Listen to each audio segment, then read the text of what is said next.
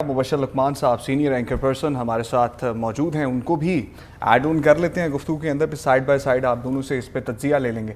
मुबशर साहब, बड़ी पेशरफ्त हुई है आज भी। जिस तरह मुनीब साहब से हमारी बात हो रही थी, उन्होंने कहा कि ताने बाने मिलते हैं। ये एक बहुत बड़े ओहदों पर फाइज़ पैगाम रसानी में भी ये तीनों अफसरान जो है वो शरीक रहे हैं फैज़ हमीद साहब के साथ। तो अब आप किस तरह से देखते हैं इस तमाम सिनेरियो को? ये तो गुत्थी सुलझने की बजाय उलझती जा रही है, एक के बाद दो, दो के बाद तीन, तीन के बाद चार।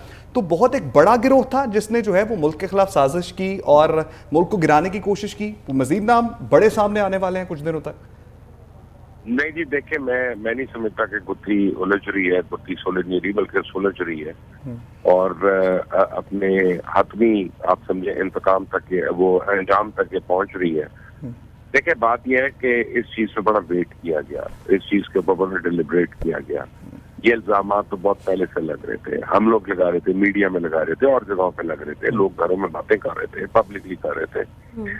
लेकिन और हमें ये भी कहा जाता था कि जो रिटायर्ड ऑफिसर थे, जब हम उनसे मिलते थे वो कहते थे कि जनाब एक DGI को तो कभी गिरफ्तार नहीं किया जा सकता, तो ये तुम्हारी ख्वाहिश हो सकती है, तज्जिया गलत है।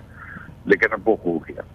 तो मैं आपको इस पर दो तीन बातें बड़ी अहम बता सकता हूँ जिससे अभी तक शायद मैंने मीडिया में नहीं देखा किसी ने नजर डाली हो। कि सबसे पहली बात ये एक डिसइंफॉर्मेशन क्रिएट कर रहे थे कि शायद जनरल आसिम मुनीर जो है वो उनके खिलाफ कोई लॉबी है फौज के अंदर या उनके खिलाफ कोई लोग खड़े हैं।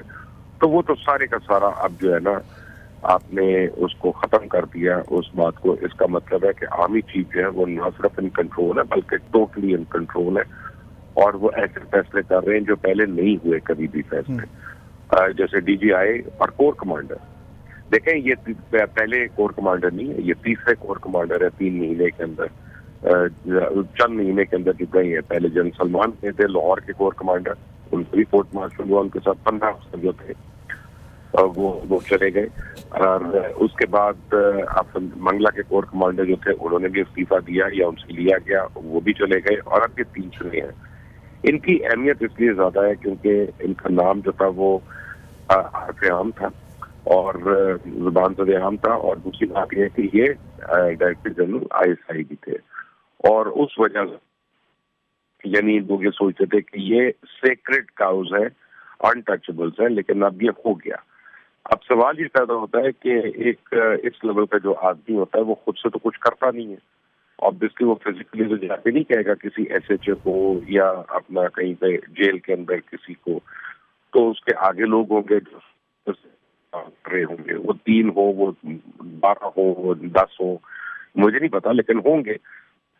और आहिस्ता आहिस्ता ठीक है मुबशर लुकमान साहब, आपका बहुत शुक्रिया। आपने इस हवाले से हमें अपनी राय से आगाह किया। और मुनीब फ़ारूक साहब, आपका भी बहुत शुक्रिया, आपने अपनी राय से हमें आगाह किया। आसिया कौसर हमारे साथ मौजूद थी, आपका भी बहुत शुक्रिया, आपने तफसीलात से हमें आगाह किया।